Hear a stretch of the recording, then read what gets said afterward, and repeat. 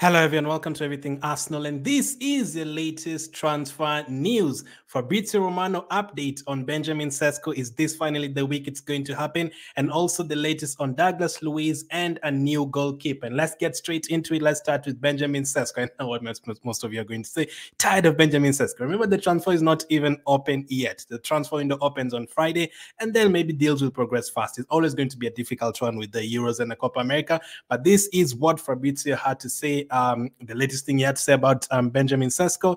Sesko will make a decision on his future before the end of the month, and perhaps even before Euro 2024, which starts on Friday. So if he ends up making the decision before Friday, he only has 3-4 days to make it. He only has 3-4 days to make it. And if he actually does make the decision and he chooses Arsenal, then we might have our first signing by the end of the week. But obviously, he might not. He might decide to just focus on the Euros. He might decide to wait until after the Euros, and that will be complicated unless we get it done before the end of the month. Because after the end of the month, that price will rise from that 55 million euros, I think 55 million pounds, to something crazy like 80 or 85, and that will be more difficult to get it done. So already now this is what we've been waiting for. We've been told for the last couple of weeks that you're waiting for the player to make a decision, and you're also waiting for the decision to be made before the Euros. So now the Euros is starting on Friday. That's the same day as the transfer window opening, and I'm hoping this issue gets resolved quickly. I don't like when transfers carry on for too long. I know that annoys Arsenal fans. I'm not yet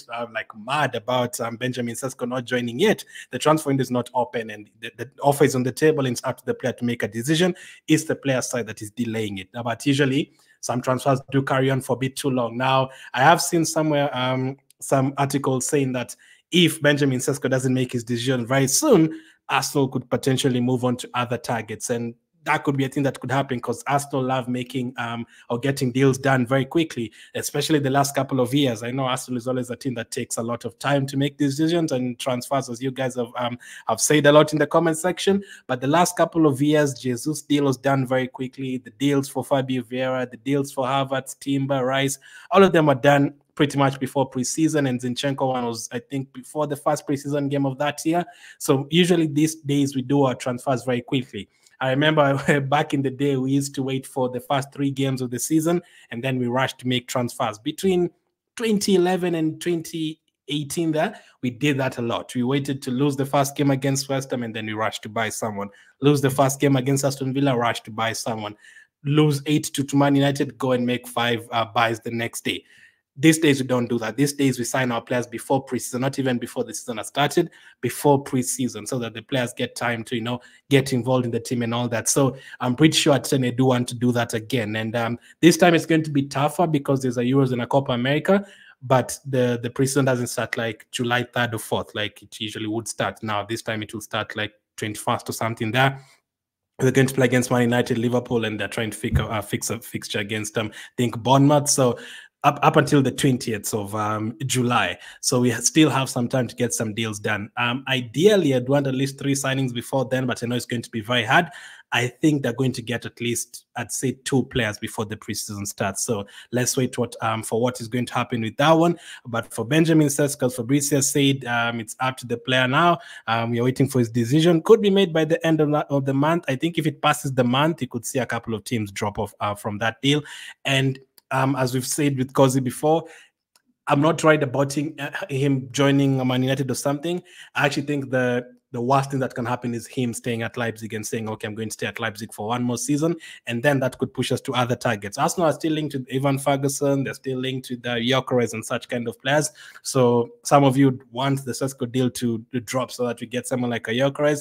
That could also still happen. No one is saying it's not going to happen. But Benjamin Sesko, we are hoping that by Friday we have a decision, because if we don't, then it's going to be a complicated one. The other thing that could happen is if he does say yes to Arsenal and we pay the release clause, or he does say yes to Arsenal and Leipzig agree, then the next week, even if Sesko has not signed yet, it can just be the final talks between Arsenal and Leipzig, and we can complete the deal even before Sesko starts even after he started playing. But the other thing is medical and all that stuff. So if they want to conduct all that before the Euros, because you don't want to go into the Slovenian camp and interrupt things, it has to be done everything this week. And I don't know how it's going to happen unless we send medical people there to do the medical, or maybe they just signed, they just agreed, Sesko agreed Leipzig, and then wait for the medical later on. That is another thing that could happen. But with the Euros and players going to the Euros, it's always going to be complicated to get this deal done. But that's the latest on Benjamin Sesko. Let's hope we get an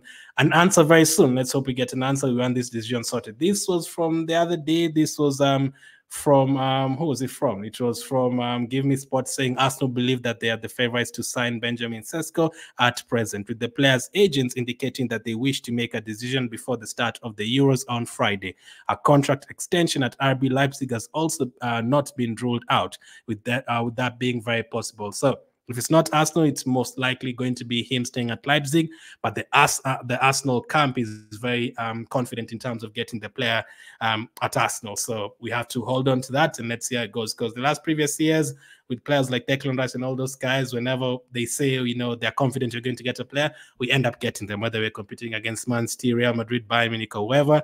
But Sesko might decide to stay at Leipzig, especially if they offer him, money and they offer him more things during the season and maybe promise to sell him next season. I don't think it's worth it if they start saying, okay, Chelsea is paying 80 million, let Arsenal pay 85. I don't think it's worth it at all. I do not think it's worth it. You'd have to move on at that point.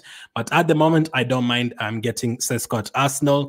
And I also don't mind getting this next player, Douglas Luiz. If you get me those two players, I'll be very happy. This is the latest on Douglas Luiz from the Mirror. Arsenal are looking to sign Aston Villa midfielder Douglas Luiz this summer, and I've been told they must pay 50 million if they want the Brazilian. Now, this is a midfielder I've always wanted, as I've told you guys over the last couple of years, even when you're linked to him in 2022 and you paid 20 million, it was rejected. I've always wanted him, like the way he controls the midfield, his passing ability, his set-piece ability and all that, Premier League experience. He's a player who's been at Man City before, Girona before, and all those guys, and Aston Villa now qualified for the Champions League. He definitely does something right. He's part of a very good team. And whenever he's missing from that Aston Villa team, you can hear the Aston Villa fans saying, you know what, you're going to miss Douglas Luiz. You're going to miss players like Kamara in that midfield. So he's been a very important player for them. I think with that Douglas Luiz, they potentially don't get top four. That's how important he is. I'd say him and Watkins, if they're not there, they potentially don't get top four. That's how important he is. So coming to our midfield, I wouldn't say directly replace Partey. I want Partey to stay. If he comes to our midfield and joins Partey and Rice and Jorginho, I think we're in a very good place at that point. If we have all of those players working together, that is a very solid midfield. That is good depth. Imagine having Partey and Rice starting a game, and then on the bench you have Douglas Luiz and Jorginho. You go to like an FA Cup game or a Carabao Cup game, even a Champions League game, you have Douglas Luiz starting with Rice, and then, if things get complicated, you just need to complete the game, or maybe you're leading 2-0, you need some more bodies in midfield, you can throw in Partey for a bit of, control and power, and you can bring in Jorginho for a bit of, control and all that. That would be incredible if you have all four of them. Last season we suffered. We didn't have Douglas Luiz. We don't have him right now anyway. We didn't have Thomas Partey for almost the entire season. We didn't have even El Neni, an option in midfield. We didn't have all of those players. So we are really, really struggling in terms of the midfield. We had to play Jorginho and Rice every single day. Even on that tide, we had to play them. And we didn't really have any options from the bench. It was very difficult, even when you're struggling to take over the midfield, which we didn't too many times this past season. We were in control of a lot of games this past season, but I'm just imagining if Partey was there and we had someone like a Douglas Luiz there, how incredible it would have been. But Douglas Luiz is now available. Aston Villa have to raise some money in terms of FFP, and they're looking for 50 million. I would have thought that would have been like 70, 80 million. I was even surprised when they said 50 million. I think that's a very good fee for Douglas Luiz, and if we have a budget of like 150, 160, I do think it's worth it personally. I do think it's worth it to get a player like Douglas Luiz for that money. And then if you also get Sesko, or all of a sudden you spend 110 million on two players, and you still have some more to spend on, a backup winger, maybe even a defender if you guys want. I think they want a defender, absolutely fine with me. But we're not the only team that wants Douglas Luiz. Juventus obviously want him, and Juventus are actually offering, I think, a swap deal with them, with Aston Villa. They want to pay, give one player and then pay 30 million for Douglas Luiz. Now, I think Aston Villa would be tempted to accept that. I don't think they would want to sell a player to Arsenal anyway. And number two, they'd want him maybe not even in any other Premier League team. Because I think if they definitely like make Douglas Luiz available and they say we are trying to sell him tomorrow, Arsenal would make it clear that they want him. You might hear Man United want him, might hear Liverpool want him. So maybe they try to avoid that. And for them, they'd be very happy to take him abroad to Italy or to Spain. Some, it's not going to really affect them, even though they're in the Champions League. But for the player himself, it depends. Would the player want to move to a Serie A? He's played in La Liga before. He's played in the Premier League. Would he want to move to the Serie A? Or would he want to stay in the Premier League and say, okay, no, what, I want to go and play in the Premier League still and compete for the Premier League. And if not, Man City doesn't want me and Arsenal want me, those are the two teams I'm going to choose. Arsenal is the only one that wants me. I'm going to go there for sure. I'd be very happy that. I'd be 100% be happy that. I wouldn't even be surprised if Aston Villa 100% want to sell him tomorrow. Even Man City would probably want him because this is a quality midfielder and he's a former Man City player as well. So there's that as well. But for 50 million, Douglas Luiz, I think that's a no-brainer. But there is competition from Juventus. Aston Villa probably want to sell him there, but it depends on the player. Would he want to stay in the Premier League, or he's happy with moving on abroad? That is the other thing that would matter in this deal. But let's keep an eye on those two deals this week. Let's hope there's a breakthrough in at least one of them by Friday. That would really help. If you get at least one of them through the door, that's calm down the fans. Because you remember when you got when you bought Declan Rice, people are starting to be a little bit calm, and people are now waiting for other deals, the Havertz and the Timbers, because when you already have one through the door, then these guys can take more time in terms of completing the other deals. Absolutely no problem. If you get one at the beginning of or in the middle of June, and then you get another one in July, that makes sense. So that's the latest on Douglas Luiz, and also the latest on Sesko. Lastly, goalkeeper situation. Now,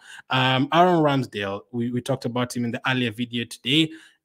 Aaron Ramsdale, we do know that he's probably going to leave. There's a big chance he's going to leave, but there's still a chance he might end up staying, especially if no one pays that 50 million that we want, 40 million plus add-ons. Even if you take that down, that could be like 35 million. But Arsenal might be ready to take him out on loan. Mirror Football understands that Arsenal would be open to letting Aaron Ramsdale leave on a temporary basis for the season if a permanent deal fails to materialize in the coming months. Arsenal will only sell him for a substantial fee. So we don't want to be bullied in the transfer window. That is absolutely fine. The transfer market, we don't want to be bullied. We only want to make the sales that we want. We don't want to let people control us. We want to control the other team. That is exactly what we want to do. So if we get like 50 million for Ramsdale, that would be absolutely huge. But at the end of the day, if you want to check out the talk on Aaron Ramsdale, we talked in depth about him early on today. Make sure to check that video with Cozy. And on Facebook, I think there's a separate video on that as well. But we need to get another goalkeeper. And who is that going to be? Is it going to be Bailo? The latest on Bailo, Justin, is it Bailo? Bailo, still don't know how to pronounce his name, is expected to move to the Premier League this summer. Arsenal and Liverpool viewed the player as an ideal second choice goalkeeper. So we are told he's going to cost something like 15 million. He's a final goalkeeper. They rotated in terms of minutes this season, I think, because of injury and also just rotation. So he didn't play every single game for Feyenoord. Yeah, he only played like half or something like that. But as a backup goalkeeper, I would 100% take him. I think this would be a good option. It depends on what you're looking for in a backup goalkeeper. For him, is like almost the same age as the likes of Raya and Ramsdale. But either you get an older goalkeeper like the goalkeeper from Brighton, Steele, someone older, or you go for someone younger, like a Trafford, or you go for someone like Justin Bello, and bring competition and make it interesting in the camp once again, like Ramsdale did, but a suitable backup goalkeeper, because you don't want a situation where Raya picks up a red card and ends up missing 3 games. And then you're having to play a goalkeeper who's never played like top flight football. And that is always going to be a risk, always going to be a risk. And let's see how that one develops, because Karl Hein as well, there's news on Karl Hein. There's talk about him potentially staying. Arsenal do want him to stay. They actually want him to give him a new contract. So it looks like Karl Hein could end up staying. That will be interesting. Let's see how that one goes. So though I wouldn't want him as a second choice goalkeeper, because you never know. Raya might end up missing a couple of Champions League games. Do you trust Karl Hein against Bayern Munich away?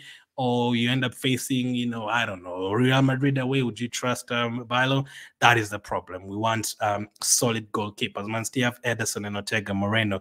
They even have Carson as a third choice. Look at Aston Villa, their second choice goalkeeper Olsen coming in, making good saves when Martinez is not there. Liverpool, Callagher coming in, making good saves. you need a very good choice, second choice goalkeeper. I think we had that in Ramsdale, but I think he's too good to be a second choice goalkeeper. And if he does end up leaving, let's hope we get that 40-50 million pounds, and we can wish him all the best in terms of the future. Absolutely no problem with Aaron Ramsdale. Absolutely love him still as a goalkeeper, as a person. His character is unique one. We've never really seen that at Arsenal. So that's the latest in terms of the transfer news. We will be back again with some more updates. Thank you for watching, and I'll catch up with you guys on the next one.